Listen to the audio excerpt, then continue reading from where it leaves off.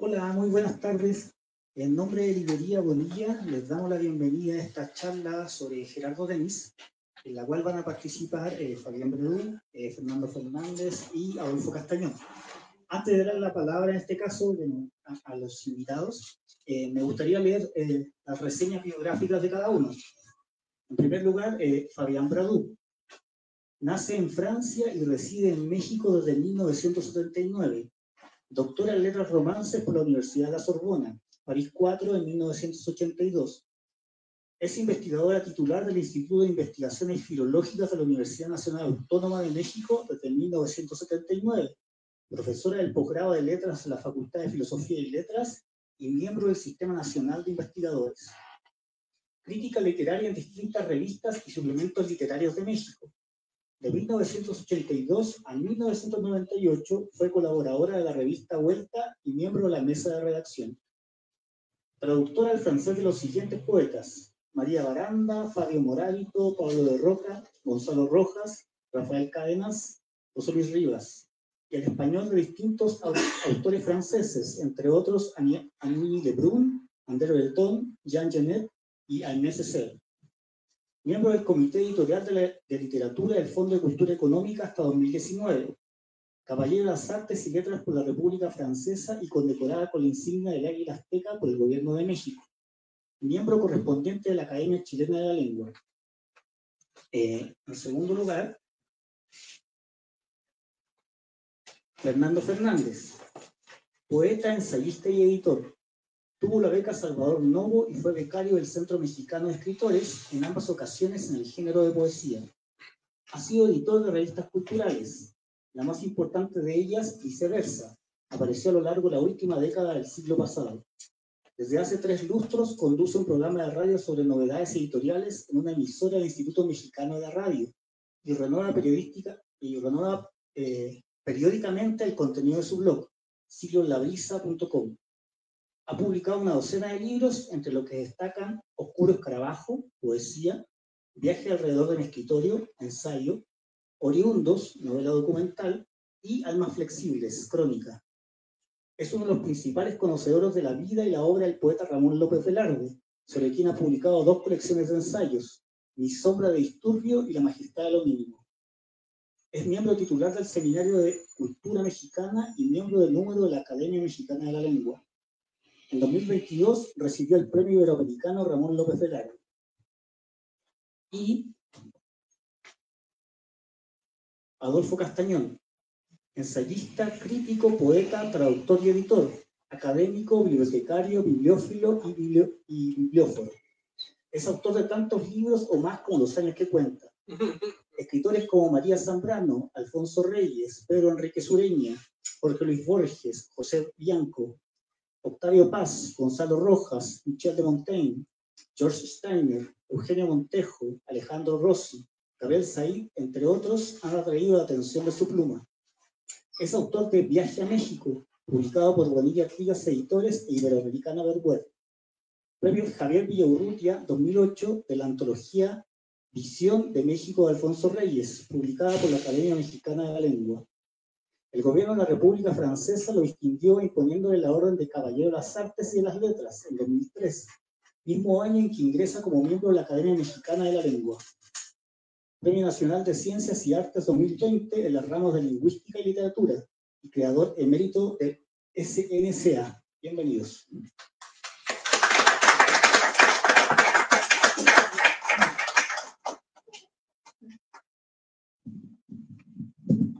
Parece que empiezo yo, ¿verdad?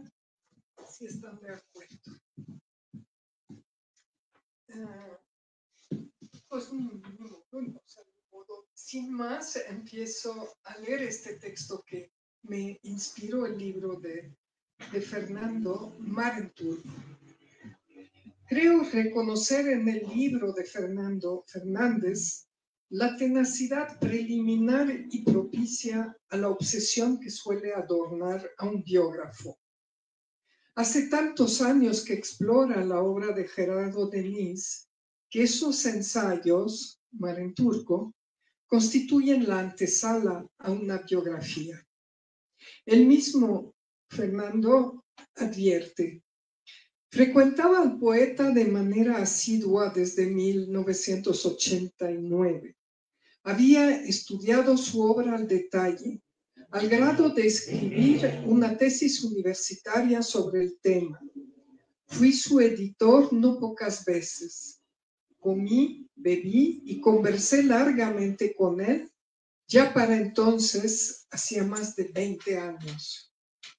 En lo que eso pasaba, en infinidad de ocasiones me referí por escrito a su vida y a sus libros, con frecuencia ayudado por él mismo. Una biografía, mi querido Fernando, se antojaría necesaria, no únicamente para redondear los géneros que el ensayista ha visitado hasta ahora, sino también para rescatar la personalidad sibilina y seductora que fue Juan Almela, un verdadero raro en la modernidad mexicana. Gerardo Denis se parecía, escribe Fernando, a la personalidad del capitán Nemo, aquel enigmático individuo que vivía sumergido en los fondos marinos, ajenos a las novedades y noticias, dedicado a sus múltiples curiosidades y empresas íntimas.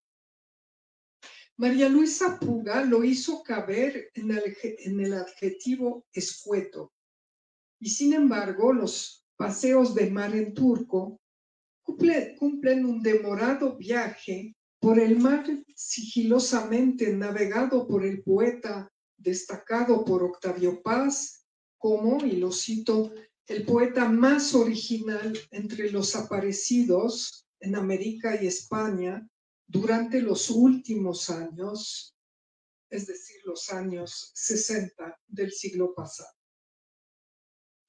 Fernando Fernández apostilla dos correspondencias.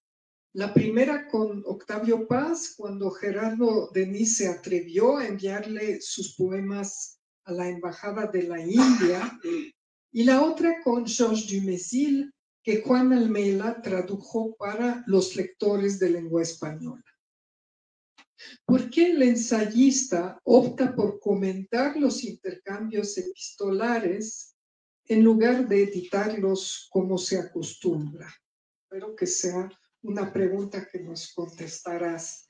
Yo digo que tal vez para seleccionar lo que mejor pinta a su personaje, agregar su propia visión de los hechos y no limitarse a una acumulación de notas no siempre muy amables para el lector.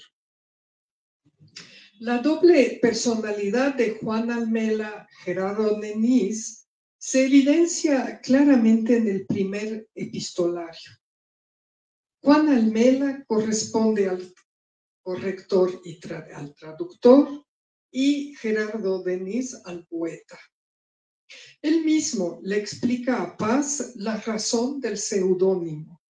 Le escribe: no es por imitar a Saint-Exupéry, ni tampoco que quisiera despistar a mis inexistentes admiradores y detractores. No estaba publicado. Es que tengo mi pequeña doble vida y me daría un telele si media docena de personas, no más, vieran casualmente algo por allí y me llegasen con lo de ya no sabía que tú, que usted. No me disgustan los teleles, dice, pero siquiera que tengan un buen motivo. Por su lado, el corrector de Libertad bajo palabra le promete al autor: eso sí, le traduzco un poema de Mayakovsky al sánscrito por cada errata que encuentre. El humor irradia las cartas y en general el trato de Gerardo Denis con Octavio Paz de una manera bastante excepcional con respecto a los otros epistolarios del poeta. Me refiero al poeta Octavio Paz. Por lo demás, Gerardo Denis se expresa con una franqueza que tal vez provenga de su origen español y la soltura de quien conjuga la audacia con la timidez. Acerca de la renuncia de Octavio Paz a la embajada de la India a raíz de la matanza de Tlatelolco, Gerardo Denis opina: no sé si estará bien pensado o no, si sea contraproducente o luminoso, no importa, no sé de esas cosas, pero sé que bien pensado, contraproducente, etcétera, no son expresiones que quieran decir gran cosa en muchas ocasiones. La franqueza también se vislumbra en la descripción que le hace a Octavio del Fondo de Cultura Económica en ese entonces. Puede ser ahora también, ¿no? En el fondo no hay más que mierda. Y aparte de esa abundante sustancia, yo, que todavía me salvo un poco, y 3 o 4 mujeres con mayúscula, como en cualquier lugar donde haya 30 o 40 mujeres con minúscula. En vista de que ninguna de ellas intervino en la edición de Libertad bajo palabra, el espléndido soy yo. Reconforta al lector que lidia con la poesía de Gerardo Denis leer que Octavio Paz le pide aclaraciones acerca de palabras que desconoce y Gerardo Denis le contesta: taquipnea es la respiración acelerada, jadeante. El dístico o dítico es un escarabajo acuático. Es maravilloso verlo surgir de las profundidades silenciosamente como un personaje de otro mundo. Y lo es.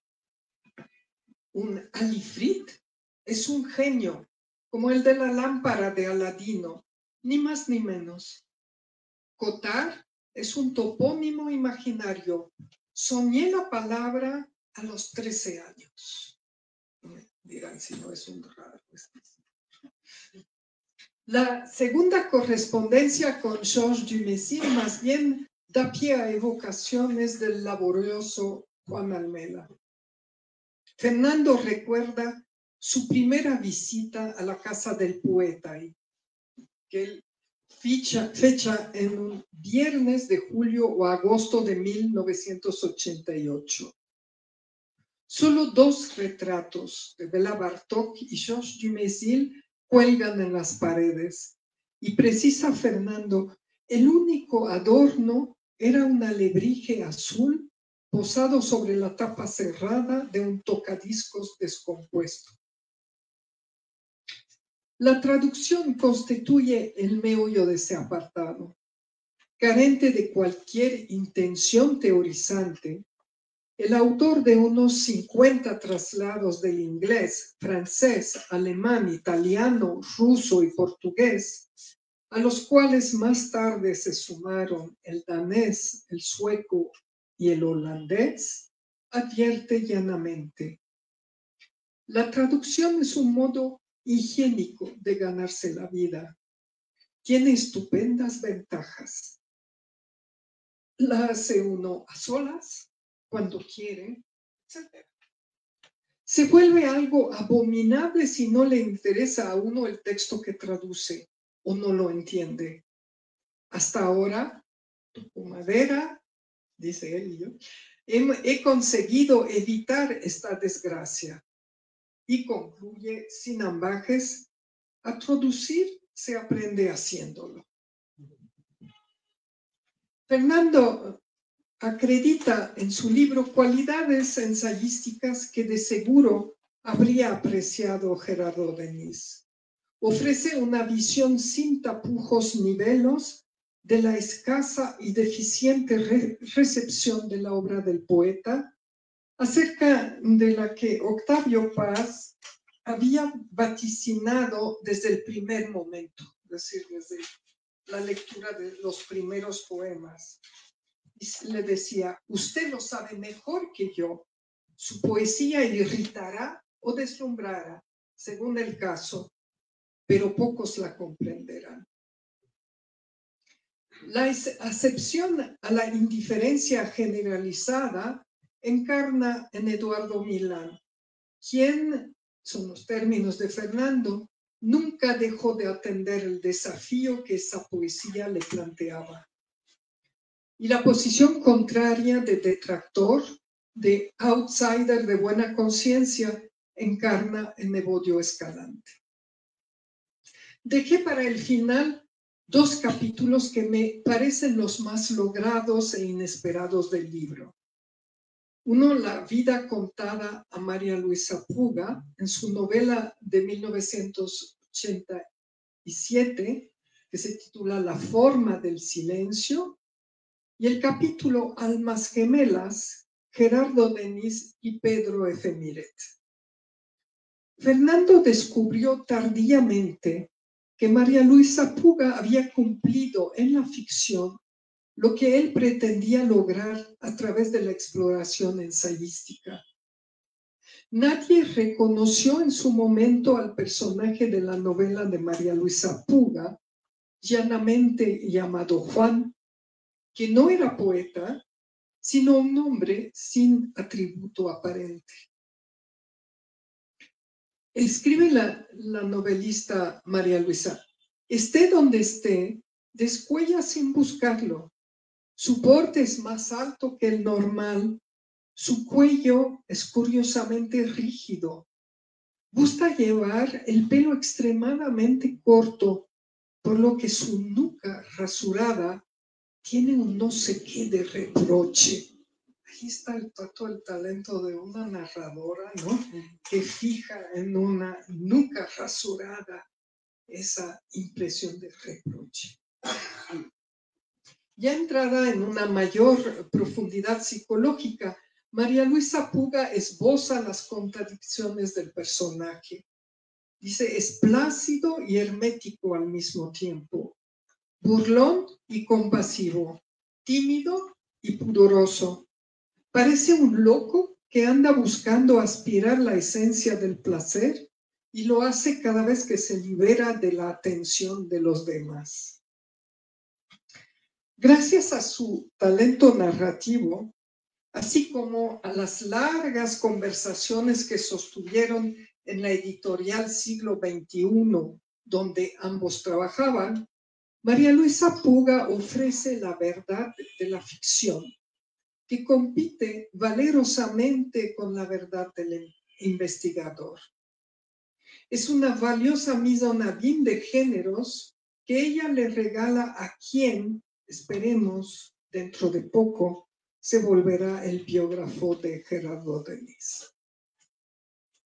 Fernando también podría volverse novelista para desentrañar el misterio que surge en el capítulo sobre las almas gemelas de Gerardo Denis y Pedro Efemiret.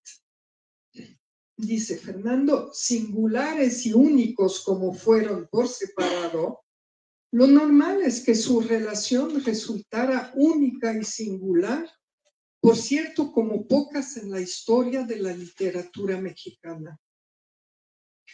La trama de la probable novela, o la posible o la segura novela que va a escribir Fernando, se trasluce en el resumen de la relación. Dice, a partir de entonces se refiere a la pues, infancia, adolescencia que compartieron en el Liceo Luis Vives, y a lo largo de una década, particularmente desde 1949, fueron amigos íntimos. En septiembre de 1955, sin que mediara conflicto de por medio, dejaron de verse. En lo que les quedaba de vida, no volvieron a hacerlo, con una sola excepción. Una tarde de agosto de 1986, cuando Eduardo Mateo Gambarte y José de la Colina, amigos comunes que los habían conocido y tratado por separado, Los invitaron a comer con el propósito de reunirlos una vez más. Habían transcurrido 31 años desde su último encuentro. Los dos aceptaron que de encontrarse en la calle no se habrían reconocido. ¿Qué sucedió el 16 de septiembre de 1955? Otra pregunta pendiente. Cuando tras meses de creciente lejanía se separaron. Es el misterio que queda por desentrañar. ¿Cómo dos personas que se definían a sí mismas como almas gemelas dejan un buen día de verse sin que medie ningún motivo? El capítulo concluye, yo también,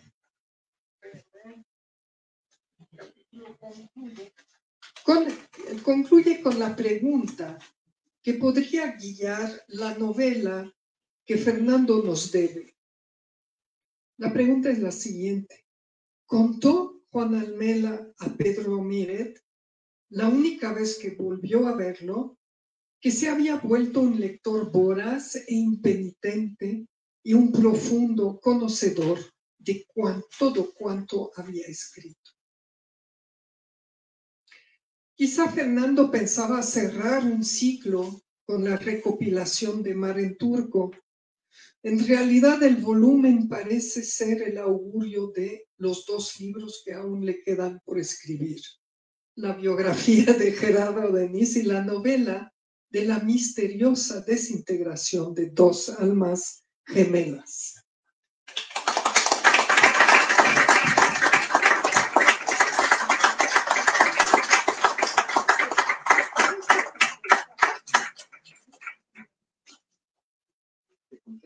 No, mejor al final. Al final, porque a lo mejor hago más preguntas. Yo te doy el micrófono.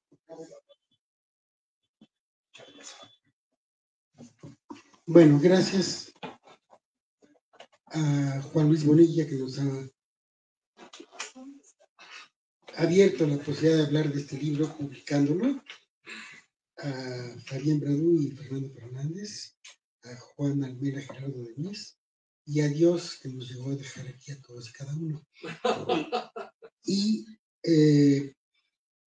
empiezo destacando esta fotografía de Eugenia Huerta, que es la hermana de David, que trabajó mucho tiempo en el siglo XXI y que acompaña a este libro, no solo aquí, sino también es un detalle interesante en la página final.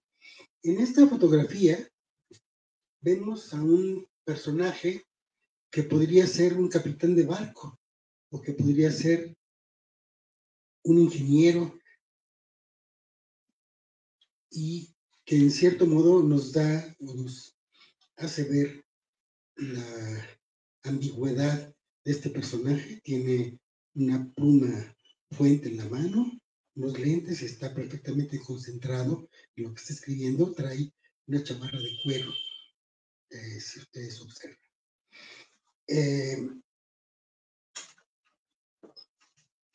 También debo decir que no puedo dejar de pensar que conocí a Fernando Fernández hace mucho tiempo en la casa de Jacobo Sepamí en Irvine, California, en un homenaje a José Coser, y que desde que empezamos a hablar esa noche hasta el día siguiente no dejamos de hablar hasta caernos de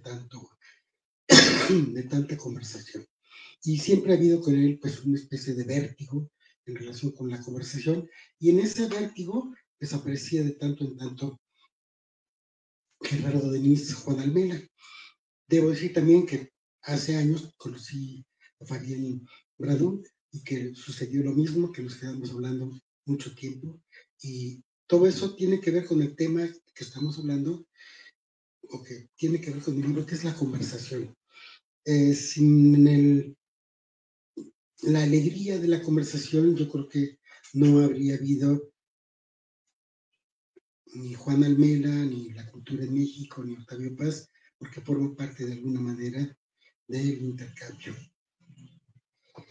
Mar en Turco, ensayo sobre Gerardo Denis, de Fernando Fernández, Bonilla y Artigas, colección pública ensayo, 2024, 428 pp, sin índice de nombres. Reúne dos ensayos sobre el poeta y traductor Juan Almela Castel, diagonal Gerardo Denis. Nos dice el autor que empezó a interesarse por su obra desde finales de la década de los 80. Yo tengo para mí que fue un poco antes, inconscientemente al menos. Y no es una casualidad que estemos reunidos aquí, pues con la publicación de este volumen, FF Fernando Fernández cierra un ciclo de más de 40 años. Mi primera pregunta es, ¿qué va a sentir Fernando Fernández ahora que ya no tiene que publicar este libro? Ya tiene, pero va a seguir de alguna manera trabajando en Gerardo Denis y eventualmente enriqueciendo en un futuro este mismo libro, quizás no haciendo la biografía que le pide Fabián, sino ampliando este libro con más y con más notas, ya eso lo dirá el tiempo. Tampoco puede olvidarse que es un estudioso acucioso, tenaz, de Ramón López Velarde, sobre el cual tiene publicadas dos colecciones de ensayos, y el autor de una serie de libros que están ahí, como Oscuro Escarabajo, poesía, Viaje alrededor de mi escritorio, ensayo, oriundos, novela documental y Almas flexibles. Ni se puede pasar por alto su actividad como editor de la revista Viceversa o como animador y responsable de un programa de radio desde hace varias décadas. En este programa de radio podría caber muy bien recordar que el día de hoy es la efeméride del nacimiento de Agustín Lara, por un lado, y del poeta español Miguel Hernández. Juan Almela Castel, diagonal Gerardo Denis, era hijo de Juan Almela Melía, 1882-1970, tipógrafo, corrector, ciclista, inventor e hijastro de Pablo Iglesias, uno de los fundadores del socialismo español. Y este árbol genealógico me recuerda los de los apellidos Reyes, Sierra, Paz, Chirao, Enrique Sureña, Borges, para solo hablar de algunos casos. Yo tengo la idea de que la historia de los individuos es en realidad también la historia de su clan, de su familia, de su casa, de su red. Y creo que este libro es una exposición de este tema de las redes, porque no solo se habla de Juan Almela Gerardo Denis, sino también hay unos reojos a otros muchos personajes que le dan gran valor a este libro. Una amiga de Almela Castel fue, viva todavía, Margarita de la Villa, jurista, que dirigió el Fondo de Cultura Económica en los años de Miguel de la Madrid en que nos encontramos. Hablándole de esta presentación el día de hoy, me envió unas palabras para recordar, cito a Margarita: conocí mucho a Juan Almela Castel. Fuimos amigos nada menos que desde el Instituto Luis Vives, en Valencia, 1800, en México. Juan Almela Melía era su padre y Emilia Castel Núñez, su madre. Almela Melía nació en Valencia en 1882, pobre Valencia, por cierto, ahorita, y falleció en México en 1970. Era publicista y estuvo relacionado con la industria editorial. Creo que publicó alguna revista literaria cultural, pero nuestro Juan nació en Madrid el 14 de agosto de 1934. Era también Leo, el mes y año de Margarita. De nuestro Juan, dice Margarita de la Villa, recuerdo que íbamos juntos a los conciertos del domingo por la mañana. Recuerdo los conciertos Daniels en Bellas Artes y después que caminábamos rumbo a casa y vivíamos cerca y a veces nos comprábamos en la tienda un pinlarín de 100 gramos de bombones y endulzábamos así ese paseo. Otras veces, cuando mi madre hacía rosquillas de nata, iba yo a casa por la tarde a merendar. mi inclinación por el derecho y el tiempo que dedicaba al naciente Instituto de Derecho Comparado, que cada vez se espaciaron más nuestros encuentros. Juan era verdaderamente un genio. Se matriculó en la Facultad de Química, pero pronto la dejó porque no le enseñaba nada que no supiera. Tocaba bien el piano, pero sobre todo eran hermosos sus versos y su memoria. Su gran problema fue siempre tener una muy mala vista. Nos llevábamos muy bien porque éramos hijos únicos, introvertidos, listos y generosos por nuestro tiempo. A Gerardo Denis ya no lo traté y es algo que siento como una gran laguna en muchos años de vida. Esto tiene que ver con que esta presentación fue preparada a lo largo de los días pasados y yo pues comparto ciertas cosas con mis amigos y una es esta amiga que fue por cierto amiga de la mamá de Juan Luis Bonilla, Elisa. Hasta aquí Margarita de la Villa y vuelvo a Juan Almela del Villa padre, sorprendente personaje que además de corrector, traductor, eventualmente escritor, ciclista, ingenioso, creativo y restaurador de libros autodidacta, que lo llevó a editar un breviario que fue mi lectura preferida de Adolfo Castañón antes de saber nada de Gerardo Denis. Fue un libro que me fascinaba y que me acompañaba durante mucho tiempo. Una observación al paso ya del libro, de la anatomía del libro que estamos examinando el día de hoy en público. Yo hubiese puesto después de la introducción el capítulo dedicado al autor al autor de los días del poeta y no antes el de Octavio Paz. Bueno, esa es una pequeña pregunta. ¿Por qué esa ruptura del orden cronológico y poner primero a Paz y después al papá? Eso me pareció un poquito, digamos, provocador.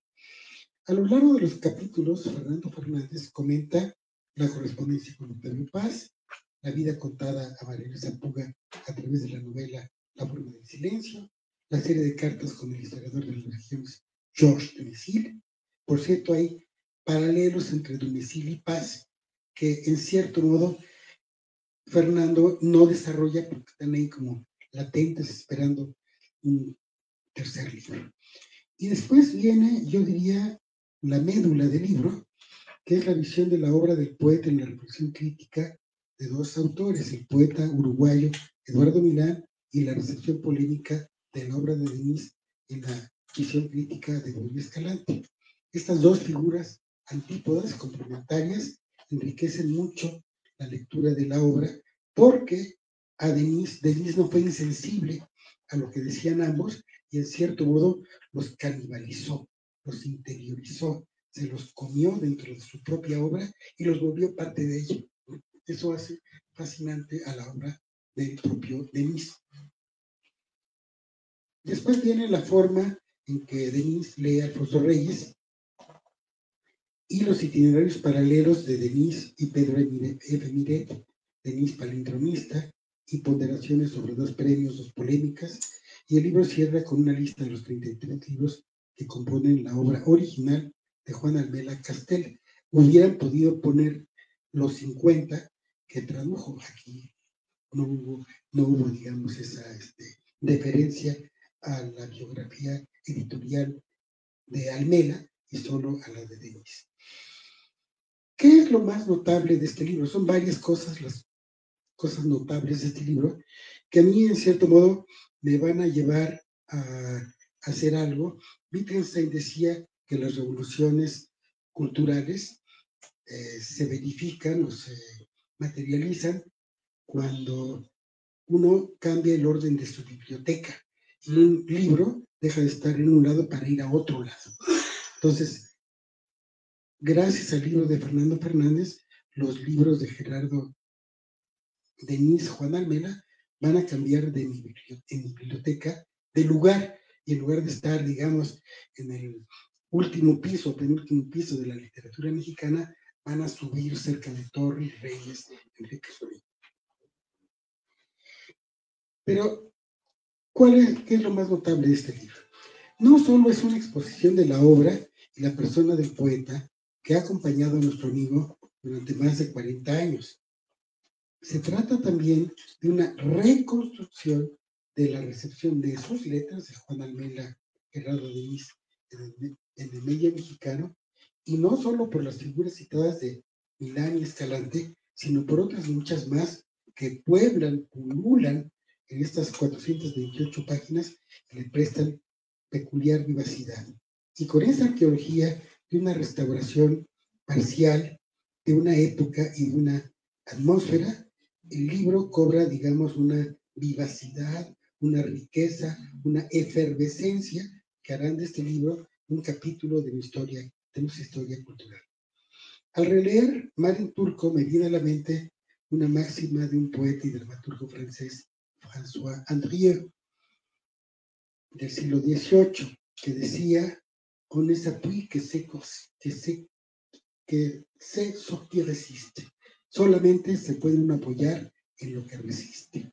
Y esta frase yo se la leí antes a mi padre y también a Jesús Reyes de Robles, y Almela Denis la practicaba alegremente y hacía de cada veneno que no lo mataba un tónico para fortalecerse y seguirse divirtiendo. Y cuánto han sabido apoyarse tanto el mismo Denis como nuestro amigo Fernando Fernández en las resistencias recíprocas y complementarias de Eduardo Vidal y el crítico Escalante, porque hay otro Escalante, digamos, Fernando Escalante Gonzalo, para redondear, que también tiene antepasados, para redondear sus retratos. Lo que llama la atención en el libro de Fernando, nuestro amigo Fernando, es esto que digo de la capacidad para integrar la algarabía, el ruido, el claxon que ya está fuera, en la recepción de la historia y el análisis del texto que está siguiendo. Uno de los capítulos fascinantes, perversamente fascinantes, es el dedicado al Denis palindromista. Y quisiera detenerme un poco en el sentido de lo que esto significa, más allá de los saludos y presencias de Luis Ignacio Higuera, Julián González de León, Darío Lanchini, Merlín Acevedo, Aurelio Aciaín y otro Raúl González. Bueno, hay muchos más, ¿eh? El que escribe frases que pueden leerse al revés es quizá como el que sabe caminar hacia atrás o como el que sabe desandar el camino. Y este desandar el camino es precisamente, diría yo, uno de los secretos, una de las claves del políglota prodigioso que ha obsesionado a lo largo de los años a Fernando Fernández, y quien además de este libro ha sido el editor, hay que subrayarlo, de la prosa completa de Marras y de la poesía, y el autor de numerosas entrevistas y presentaciones que acompañan la obra de este autor, como por ejemplo las visitas guiadas. Y yo diría que quien quiera leer este libro de a de veras tiene que tener los otros dos tomos para estar yendo y viniendo de los tomos al libro para de alguna manera enriquecerlo. No puedo dejar de pensar en un poeta coahuilense fallecido, Gilberto Prado Galán, que es autor de una recopilación de 26.162 palíndromos, efímero Lloré mi fe, ni en Guido Gómez de Silva, cuya entrada sobre la voz palíndromo enriquece su diccionario internacional de literatura y gramática con tablas de latinización por diversos sistemas. Otro excéntrico. Guido. De paso, sugiero un posible paralelo entre ambos personajes. Pero uno de los amigos de Juan Almeda, Gerardo Denis, fue José de la Colina, quien introdujo en México el llamado Taller de Literatura Potencial, TALIPO, a semejanza de los grupos franceses Ulipo e italiano Oplepo de los años 60. Y uno de los animadores en París de esa animada congregación fue el enciclopedista, matemático y ex surrealista Raymond Queneau, 1903-1976, con quien tal vez Almela Denis habría simpatizado y que tenía algo de surrealista como el mismo Denis, amigo entrañable del escritor Pedro F. Miret, a quien Fernando Fernández dedica unas divertidas páginas. Y hay que recordar que Miret fue amigo de Luis Buñuel, y esta pista conduce a una lectura de Almela Denis desde el ángulo de esta genealogía posible del surrealismo. El Papa Fernández ha resaltado los paralelos entre la obra de Denis y Luis de Góngora, y de hecho llama la atención que el traductor y políglota no se haya arriesgado a hacer una edición del poeta cordobés, pero eso todo. Si alguna vez se vuelve a editar el libro, yo sugeriría para el autor y al editor dos ideas. Una, incluir por piedad un índice de nombres al final, y dos, reproducir al menos como un ejemplo una figura de las cartas de paz y de Mesía para darnos idea de cómo eran realmente, porque me parece una descortesía para el lector simplemente estar atenidos, con todo respeto, al relato que nos hace Fernando muy comedidamente de la correspondencia entre cada uno. Claro, lo ideal sería que se publicaran las cartas. Bueno, concluyo subrayando dos cosas. De un lado, el valor de Maren Turco como una caja de herramientas para entender la obra plural de Juan Almela Gerardo Denis, y del otro, la habilidad y audacia con que el crítico y editor de Viceversa ha sabido introducir y enmarcar la recepción de Milán, Escalante, Homero, García Ramírez, Mora et al. En su animada exposición. El libro concluye con varios momentos simpáticos, pero uno en especial en el que Almela Denis le hace a José Luis Rivas un guiño diciendo: dicho sea de paso, tú, José Luis, que tienes tus horas de metafísico inglés, además de ser un inmoral, ¿por qué no traduces los poemas ingleses de Pessoa? Hasta ahí Denis. Finalmente recuerdo que el primer libro de Gerardo Denis fue titulado Adrede, y que a su vez este título recuerda uno de los primeros del poeta español vanguardista Gerardo Denis, Poemas Adrede. Eso, Gerardo Diego, perdón, eso no se le podía haber escapado a Octavio. Este punto me sirve para situar a Juan Almela Gerardo Denis en el horizonte y la genealogía más amplio de las vanguardias hispanoamericanas, y a Fernando Fernández como un noble historiador de ellas a través de su admirado amigo y maestro Juan Almela Gerardo Denis, que a partir de este libro dejará de ser una especie de pájaro dodo de la literatura mexicana para encontrar su verdadera selva. Gracias.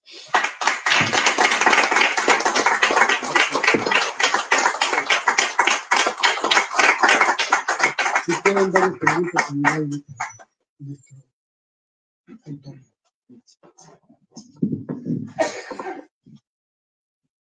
Pues muchísimas gracias. Qué padres textos, qué estímulo tan poderoso para seguir conversando en los meses y años que siguen, y por supuesto en las horas que siguen al final de esta presentación, de esta primera presentación de este libro. Yo quisiera, antes que otra cosa, pues dar las gracias, todas las gracias que quisiera dar. Naturalmente quiero empezar por darle las gracias a mi querido amigo Juan Luis Bonilla por el enorme privilegio de haberme hecho cercano suyo, amigo suyo, autor de su casa. Creo que ha sido creando en estos recientísimos años una familia de autores, entre los cuales me siento honradísimo de estar, tal como lo estoy físicamente en este momento, con dos autores de esta casa, de esta editorial que has relanzado de una manera tan brillante, además en este espacio propicio que está cumpliendo estos días 15 años. ¿No? La librería Aquí, que justamente son los 15 años que tiene al aire en mi programa de radio. Así que muchísimas gracias, Juan, ahora sí que por creer en mí y por darle en el catálogo de Bonilla Artigas Editores un lugar, no solo a este libro, este ya es el tercero, es quizás el más difícil de justificar por sus 500 casi páginas, ¿no? Así que muchas gracias de verdad. Y bueno, gracias a estos dos miembros de la familia Bonilla. Por un lado a Fabián Bradú, que pues es un gran honor. Yo desde muy chavito la leo en las páginas de la revista Vuelta, donde sigo leyéndola. Hace poco, Vuelta, la revista Vuelta. No.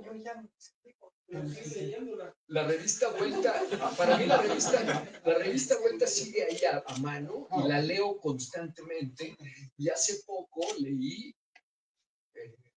la gran reseña que hiciste de uno de los libros más ignorados de la prosa mexicana de los últimos 50 años, que es la novela de uno de los poetas que más admiro, de la poesía mexicana, que es Eduardo Lizalde, un poeta al que cada vez admiro más, cada vez me gusta más. Y hace poco para mí fue una gratísima sorpresa encontrarme con tu minuciosa reseña de una novela absolutamente ignorada de nuestras letras. También debo decir que fui de las primeras en escribir sobre María Luisa Puga. Claro.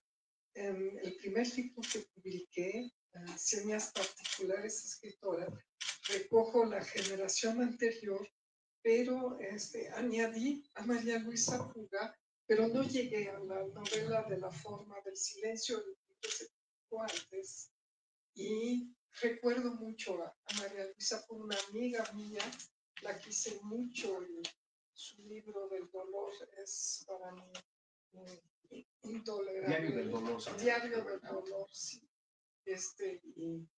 Y la quise mucho. Pero como dices que no, nadie había escrito sobre María Luisa Puga, y yo sí.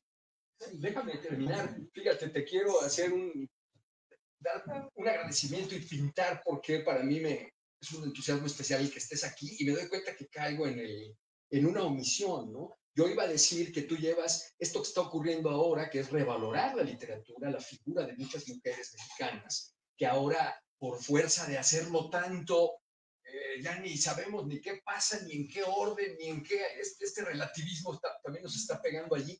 Llevas toda la vida haciéndolo tú. Tú has sido una de las autoras de nuestra crítica literaria que ha trabajado mucho eso y en eso, ¿no? Y por el otro lado, pues Adolfo pues es una de las grandes referencias de la literatura mexicana, ¿no? No solo por su obra misma, que el número de ejemplares sobrepasan los años de tu edad, ¿no? Sino que eres un hombre, es Adolfo un hombre pues conocido en todas partes por el gran mundo literario que lleva en la cabeza y sobre todo por su enorme generosidad, ¿no? Con los que empezábamos entonces y los que empiezan ahora. Así que bueno, y por otro lado, pues tu presencia de largos años en el Fondo de Cultura Económica, donde editorial para la cual Almela trabajó, aunque antes de tu entrada a la editorial, y de cuyo catálogo formó parte tantos años.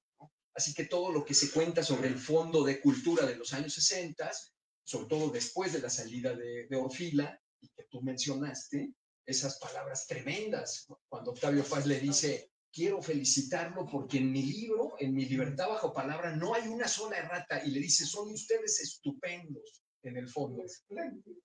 Y entonces Paz dice, en el fondo solamente hay lo que tú dijiste, ¿no? La palabra con la que... Sí. Juan Almela le contesta a Octavio Paz, en el fondo es una porquería, así que si se quita 2, 3 excepciones, el espléndido, el estupendo, en realidad soy solo yo. Así que por eso es que estoy tan encantado de que en este lugar familiar para nosotros sean ustedes quienes hayan aceptado decir las primeras palabras en público sobre este libro. Fabián, tienes razón. Una de las cosas que más le agradezco a Juan Bonilla es que haya dicho, venga, va el libro como está, vamos a hacerlo. Y si yo defendí que fuera de 400 y pico páginas, que fuera tan minuciosa la exposición de cada una de las cosas que se cuentan, por ejemplo, la glosa que hago, la glosa que hago de ambas correspondencias, la de Octavio Paz, la que tiene Juan Almela con Octavio Paz y la que mantiene con Dumézil, si voy a tal detalle y así procedo en todos los aspectos relacionados con Gerardo Denis, es porque no hay absolutamente ni un solo libro sobre su obra, ni un solo libro. Entonces hemos tenido que poner este firme, mi padre arquitecto aplaudirá la imagen, hemos colado un firme, este libro pretende ser un arranque para poder discutir la literatura de este hombre sobre el cual, a pesar de lo admirable que es, a pesar de la admiración que han sentido por él algunos grandes personajes, empezando por el que lo descubrió, por Octavio Paz, no existe un solo libro sobre él. El único libro que existe es un librito que hicimos cuando yo estuve en el Programa Nacional de Tierra Adentro, que convocamos a 15, 20 jóvenes, todos menores de 35 años, preferentemente de fuera de la Ciudad de México, para que dieran un diagnóstico cada uno de ellos, una lectura cada uno de ellos de lo que para ellos era Gerardo Denis. El libro se llama Denis Amanzado. Pero fuera de eso, No hay un solo libro. ¿Cómo se lo explican ustedes? Entonces, por eso he tenido que ser prolijo a ese nivel, aunque acepto la crítica. Es una crítica que se le podría hacer al libro. Pero aún así, pienso que es justo que tiene que ser así para que empecemos desde cero. Todos los 11 ensayos, sin contar la lista de libros de Denis, tienen ese objetivo, contar cómo fue la historia desde el principio y desde cero. Pues bueno, sí, una claro cosa que que me llama la atención son los 2 pisos de cada uno de los capítulos, que trae la exposición y después un caudaloso aparato de notas que no se le teme a las notas. Yo no las temo, las agradezco mucho. Creo que eso le da al libro pues una gran riqueza. Y yo insisto un poco en lo que dije y sostengo, que es que el libro sí es, por supuesto, un atisbo a la obra de Juan Almela Gerardo Denis, pero es también un atisbo a la temperatura de la cultura mexicana contemporánea a través de las voces de su recepción. Y esa es parte del interés de este libro, que nos da cuenta de la efervescencia tanto de la obra como del momento, gracias a que Almela Denis fue capaz de no dejar pasar inadvertido ni los elogios ni las críticas. En ese sentido también es un escritor muy entero, muy cabal, muy íntegro en un sentido y en otro, ¿no? Es increíble la capacidad de respuesta que tenía ante los estímulos, ¿no? Y pienso desde luego en lo que dices, es decir, cómo transformó los grandes elogios de Eduardo Lizal, de Eduardo Milán, y después el sensible descenso que experimentó la lectura de Milán en el momento en el que, después de admirarlo y de escribir 10 textos a lo largo de 5 años, todos enormemente admirativos, empieza a definir Milán su lectura. Y parece, yo no lo creo, pero Almela sintió que de pronto había más que un manoseo, sí, pero yo lo que veo, más que un manoseo, empezó a desestimarlo de algún modo. Es decir, a Denis le dolió que Milán de pronto dijera, en realidad no crea un lenguaje, Denis, sino un habla. Y en ese sentido lo encasilló, quitándole cierto mérito. Pero eso lo dijo Milán desde el primer artículo, prácticamente desde el primer artículo. Y creo que eso es lo que hace tan fascinante la poesía de Denis. El que es un habla que solo habla él, en esa ciudad llamada Cotar, que ya nos contabas tú, recordabas tú, es uno de los poemas que cierran su gran libro Adrede, el libro que construyó a la luz de la correspondencia con Octavio Paz. Termina uno de los grandes poemas con una serie de escenas medievales rarísimas que no se explican bien, quizás con algo de surrealismo, como tú lo anotabas, Adolfo, que ocurre en la ciudad de Cotar, esa ciudad cuyo nombre había soñado cuando él era niño. Que tiene que ver de alguna manera, perdón, con los paisajes de Domicil, pero Fabián quería comentar. Sí, quiero decir, a mí, para ser franca, a mí no me atrae la poesía de Gerardo Denis, no es el tipo de poesía que conmueve, ¿no?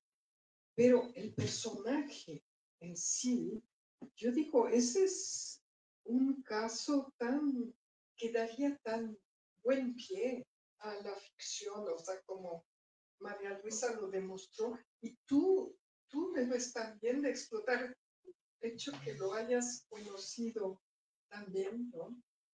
Y a partir de eso, tú hablaste de cimiento, yo diría de obra negra también, sí, lo que sí, está en sí. Mar en Turco, es una obra negra para libros por venir.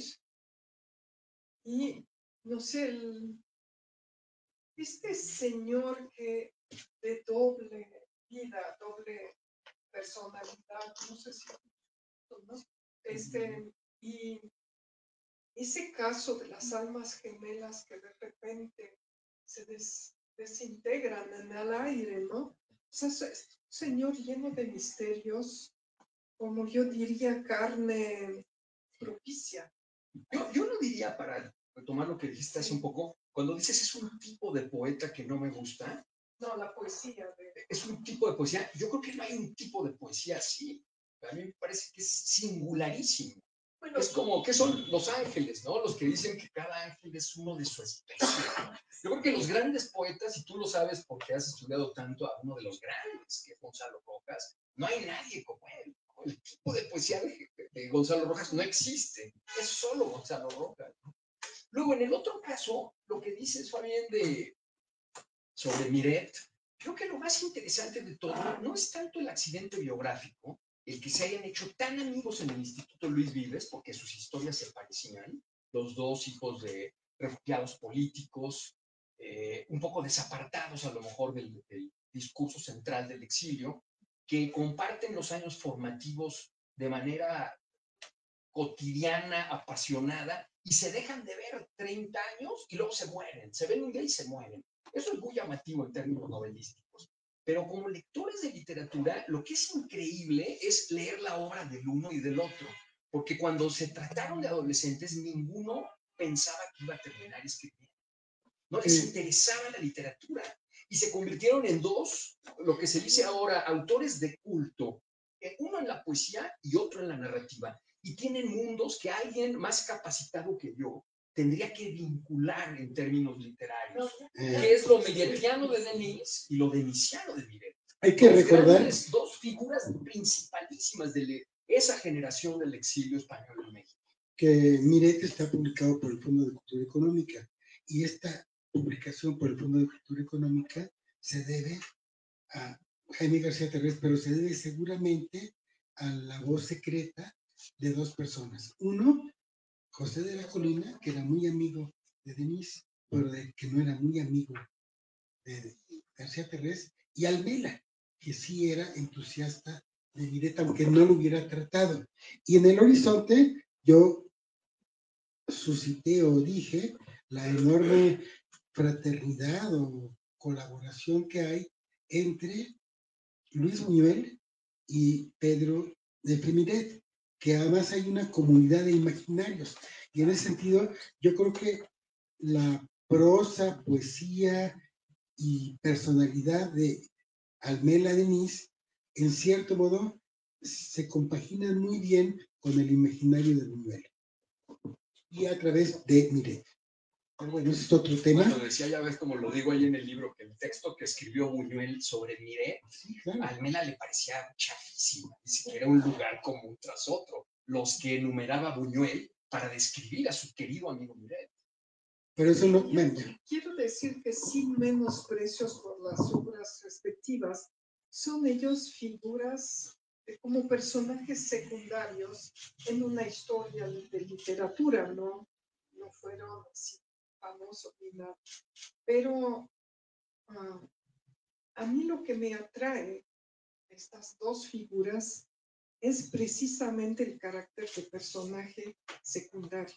Como en una novela, y siento que es un rescate que se está haciendo ahora, menos en la literatura francesa, el segundo, ¿no?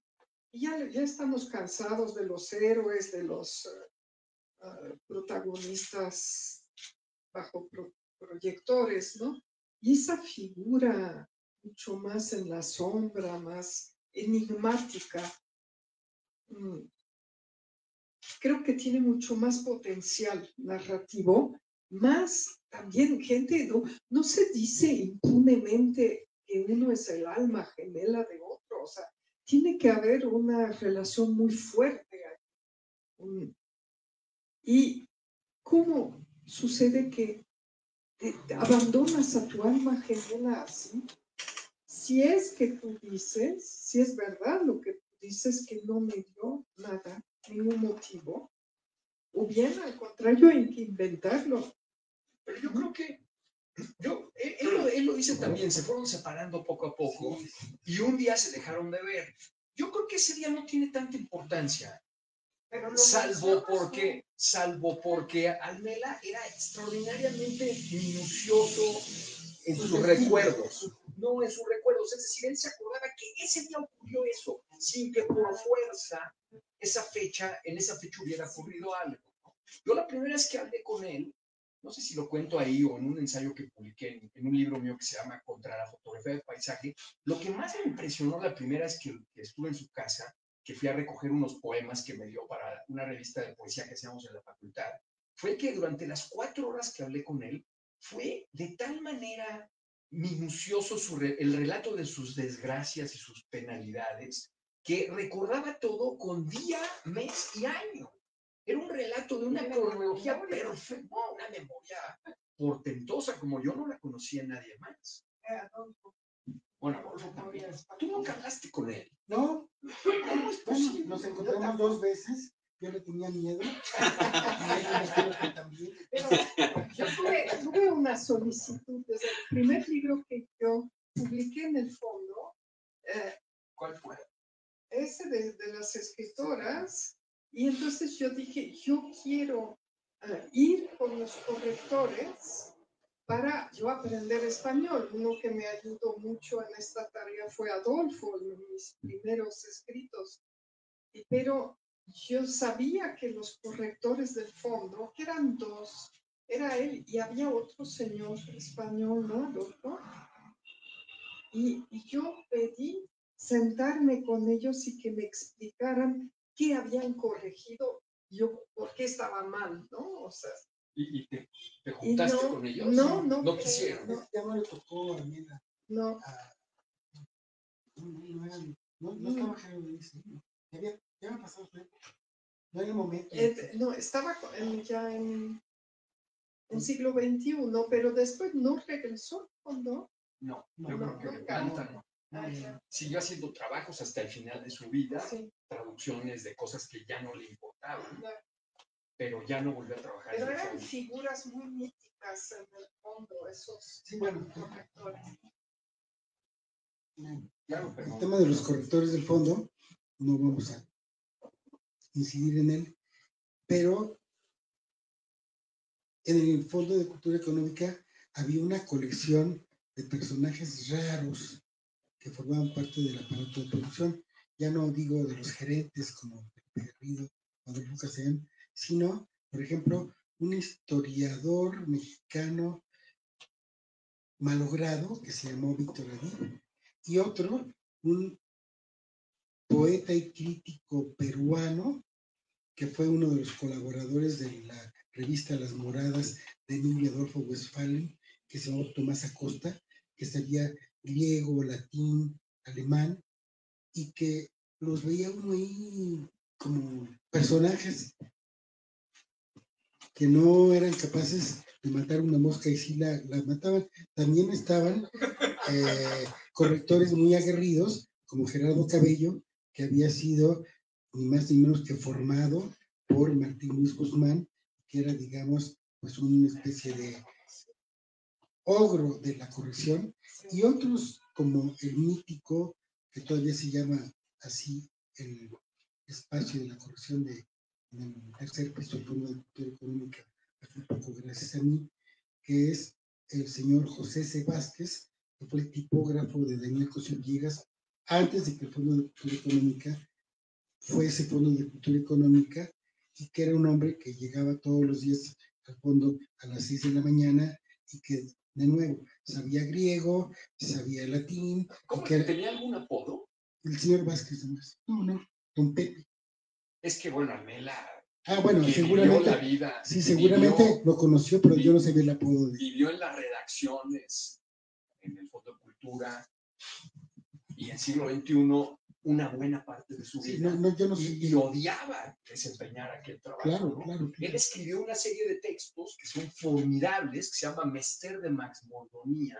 Están ahí. Que están en De Marras, en su libro De Marras. Yo los comento un poco de paso, donde habla de los vicios de los correctores de editorial. Sí. Y son 8, 9, 10 capítulos, todos hirientes, agudísimos, cebándose un poco en esos vicios del corrector que pretende saber más que todos los autores a los que corrige y pretende saber más que todos los Es cierto, ¿no? es cierto. Y eso me lleva a una consideración, que es que hay entre la prosa y la poesía de Gerardo Denis, Juan Almela, vasos comunicantes y que no se pueden leer ni una una sin la otra. Está como que hay que, y tu libro cumple muy bien esa función de llevarnos de un poema a la visita guiada, al texto colateral, y en ese sentido, pues nos va dando el retrato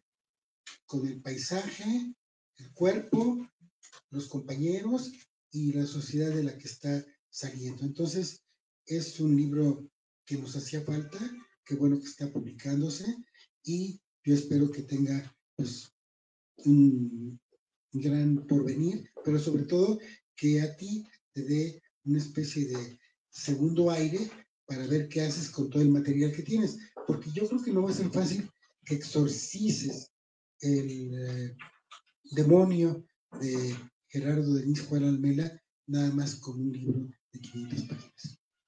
Bueno, la verdad es que no quise ser tan violento con Juan ni conmigo mismo, porque el libro constaba de 4 capítulos más. Uno de ellos que al final decidí dejar fuera porque pensé que iba a contaminar el resto del contenido, que es los incidentes con José Emilio Pacheco. En los años, pues, ¿qué sería? En el año 89, primero aquella crisis que te tocó, que tú tuviste un desencuentro famoso con Pacheco, ¿no? Pero luego en los 80s, a finales de los 80s, hubo una crisis muy brutal, una crisis Tito el Muy, una crisis muy agresiva, que puso en tela de juicio la calidad de la literatura de José Emilio Pacheco. Perdona, disculpa. Y Denis la vivió a mediana distancia y fue recogiendo todo lo que se decía, muy interesado en ese tema, ¿no? Y cuando la cosa, hubo una chispa que encendió las redacciones de Proceso, del Semanario Cultural de Novedades, que fue cuando se enfrentaron, pues, Pepe de la Colina y José Emilio Pacheco frontalmente y se dijeron de todo. Una polémica que es interesante al principio, pero luego se vuelve muy cansada. Los dos ya parece que son dos ancianitos ahí que nada más no tienen nada que hacer. Se vuelve muy desagradable. Pero antes de llegar a eso, una serie de escritores de mi generación, entre los cuales puedo mencionar a 8 o 9, todos interesantes y todos brillantes, hicieron una crítica muy feroz de la literatura de José Emilio Pacheco, cosa que luego se pasó página y ya no se volvió a hablar de ello. Pero en ese momento intervino Gerardo Denis y sacó 2 textos que yo tuve gran gusto de publicar, el primero en la revista Milenio y el segundo en la revista Viceversa, donde puso los puntos sobre las IES, ¿no? Y dio una visión hipercrítica de la obra y del personaje público de Pacheco. Un capítulo de este libro era ese capítulo. De hecho, ya tenía el título, pero lo quité porque pensé que siempre el tema de Pacheco, a la hora de valorar la obra de Denis, hizo que se malinterpretara todo lo demás. Entonces preferí dejarlo fuera, porque efectivamente está fuera, es otro capítulo, es un libro aparte. Eso sí, es un capítulo que creció y creció y creció, que rebasa las 120 cuartillas y que es un libro autónomo que algún día podría ver la luz, ¿no? Entonces, para contestarte, sí, no creo que me pueda exorcizar de momento. Primero, porque hay materiales que creo que son valiosos. Y segundo, porque es un tema, lo decía el propio nuestro querido David Huerta, que fue tan cercano de Juan Almela y que lo quiso tanto, ¿no? Es un tema para toda la vida. Claro, como es para toda la vida, la fotografía de Eugenia, que acompaña a este libro maravilloso de Fernando Fernández. Quizás el público tiene derecho ahora a tomar la palabra. Sí, desde luego. Adelante.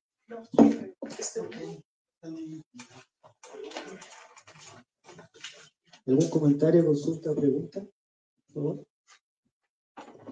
Hola, buenas noches, Fernando, Fabián. Oye, Fernando, es una pregunta muy personal que soy muy fan de tu blog.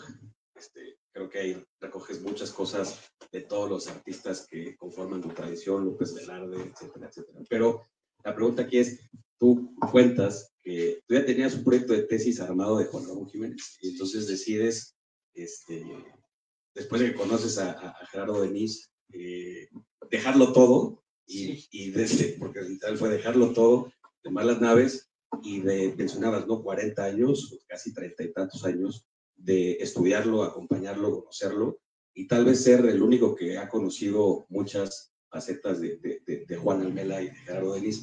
Entonces, ¿por qué no nos platicas un poquito cómo fue esa tarde, que seguramente te acuerdas?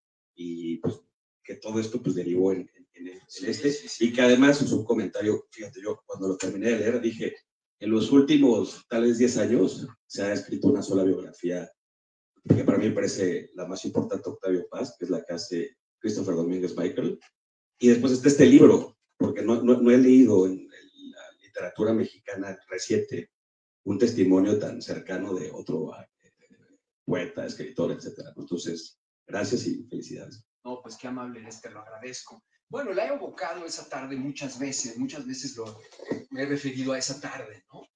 Pero sí es verdad, iba bastante adelantado en la carrera y tenía ya estaba muy metido, muy involucrado con Juan Ramón Jiménez, estaba fascinado, ¿no? Tenía todos sus libros, lo leía.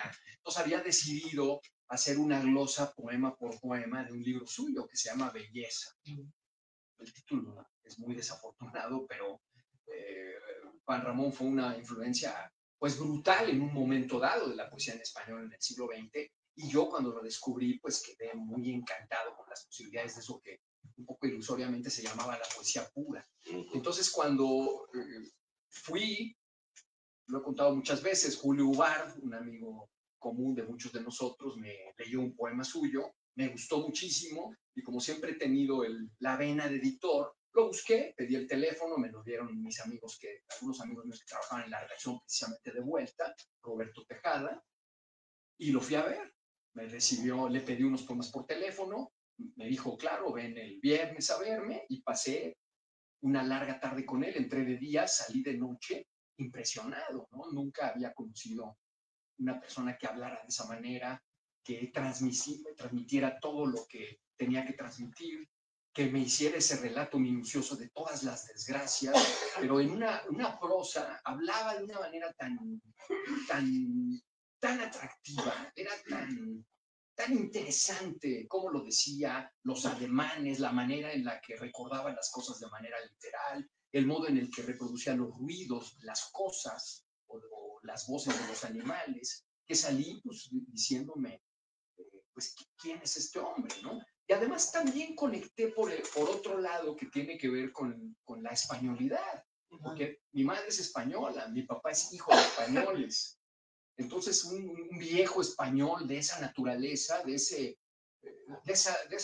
tonelaje y ese kilometraje, y además muy español, muy mexicano, porque llegó de 7 años, no era otra cosa más que mexicano, pero traía había una hispanidad suya por adentro que además no dejó de salir conforme se fue haciendo viejo, ¿no? Era un español amargo, inteligentísimo, y nunca jamás he conocido un erudito, ¿no? Es la única vez que he tenido que tratarme con alguien así. Así que sí salí trastornado, y bueno, pues imagínate, si quería glosar los cristales finísimos, las miniaturas transparentísimas de Juan Ramón, pues qué fácil fue trasladar ese proyecto, que quizás quedaba grande, a una poesía que quizás no aguantaba ese tipo de comentario, ese tipo de acercamiento, a una poesía ahí sí francamente compleja, llena de escollos, de dificultades, de oscuridades incluso. Entonces funcionó muy bien lo que había practicado en pequeño para el proyecto grande. Gracias. Te agradezco. Pedro Pablo.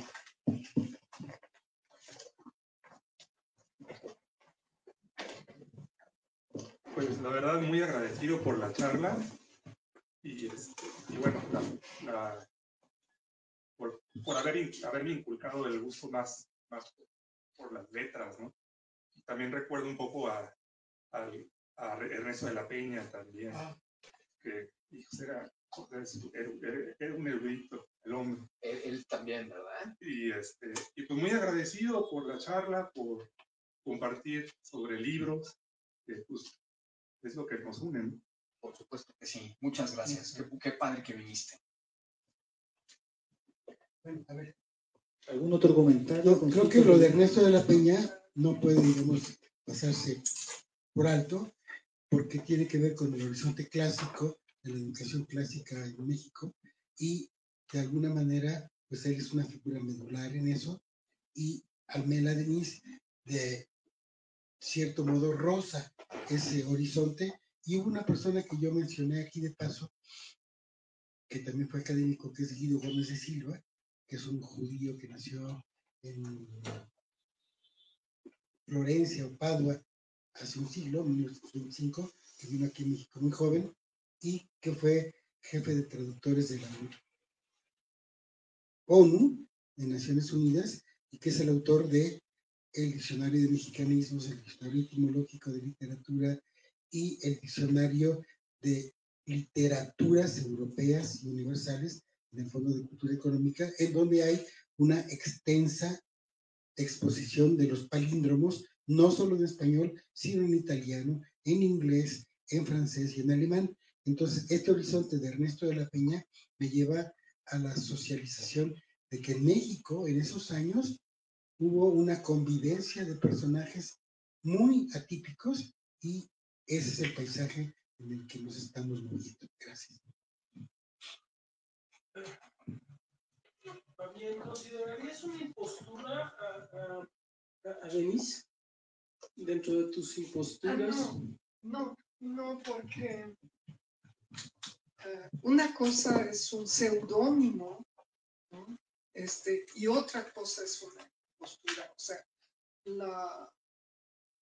en el hecho de adoptar un seudónimo no hay, digamos, una aspiración a otra identidad, por más que él dice que no quiere que le pregunten, ¿no? Usted también escribe poesía o algo por el estilo, ¿no?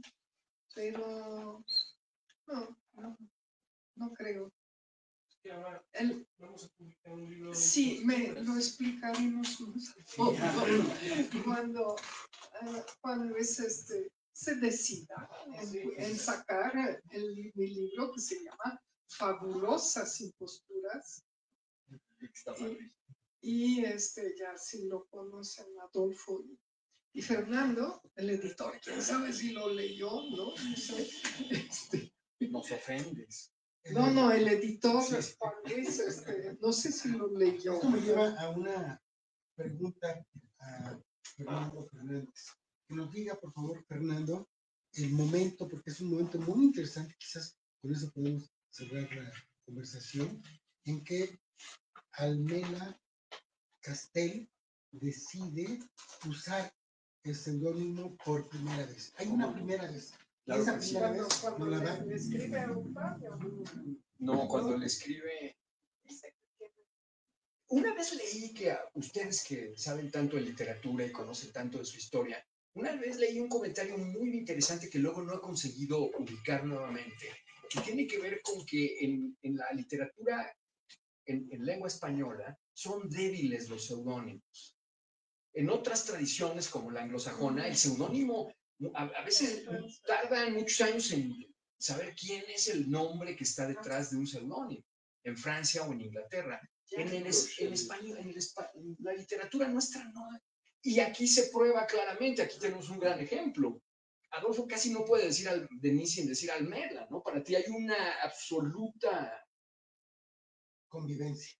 ¿No? Pero a ver, yo estaba preguntando. Pero te contesto para que terminemos allí, por supuesto, qué buena oportunidad, muchas gracias, Adolfo. Sí, está perfectamente documentado el primer momento en el que utilizó Juan Almela el seudónimo de Gerardo Denis, y fue cuando mandó una carta al director de la revista Siempre, porque acababan de publicar en el número inmediatamente anterior una famosa foto, no sé si ustedes la recuerdan, de Vietnam, un líder ¿es del Vietcong? ¿Cómo es la cosa?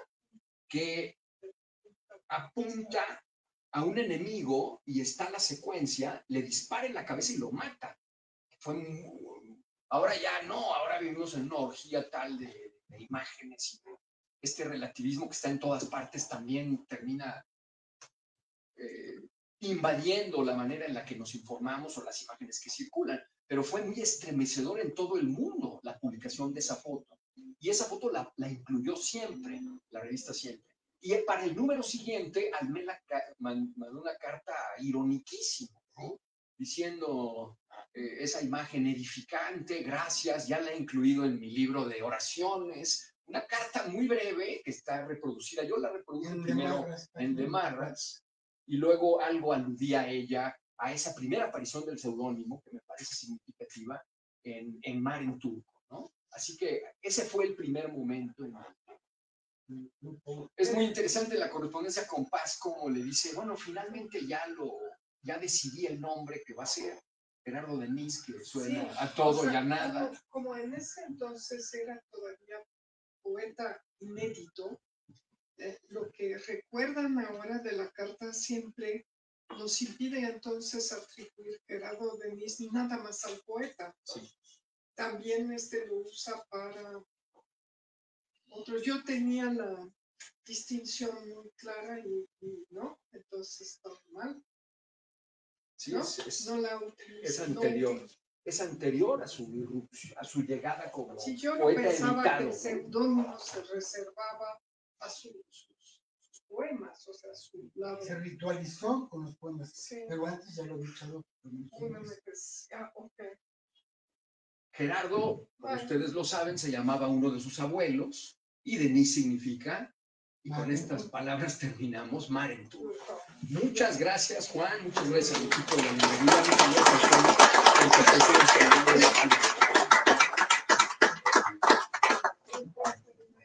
su